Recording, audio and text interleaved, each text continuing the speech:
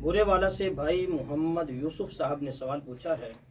لکھتے ہیں کہ ہمارا سوال یہ ہے کہ میت کا پوسٹ مارٹم کرنا کیسا ہے، شرعاً جائز ہے یا ناجائز ہے؟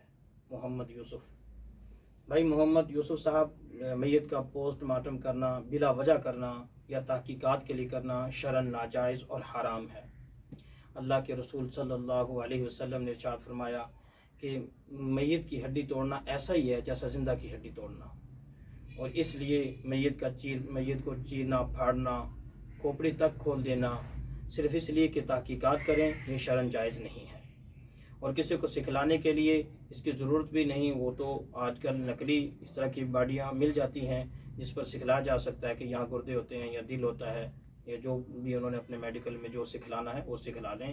لیکن اس سکھلائی کے لیے انسانی لاش کو استعمال کرنا، بے شک وہ کافر ہی کیوں نہ ہو، یہ قطعاً ناجائز اور حرام ہے، اس لیے اس کی اجازت نہیں ہے. ہاں، بعض صورتیں ایسی ہیں جہاں مجبوری بن جاتی ہے. کوئی عورت مر گئی اور اس کے پیٹ میں زندہ بچہ تھا تو وہ پیٹ چاہ کر کے بچے کو نکالا جا سکتا ہے.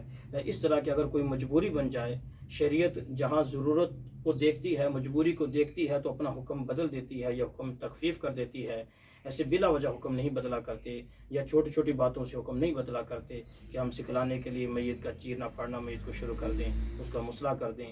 حدیث میں الگ سے مسئلہ کرنے کی ممانعت ہے کہ میت کے آنکھ، ناک، کان وغیرہ نکال دینا، کاٹ دینا، یہ مسئلہ کہلاتا ہے، یہ شرعاً ممنوع ہے. اس لیے یہ جائز نہیں، حرام عمل ہے، اسے اجتناب کیا جائے.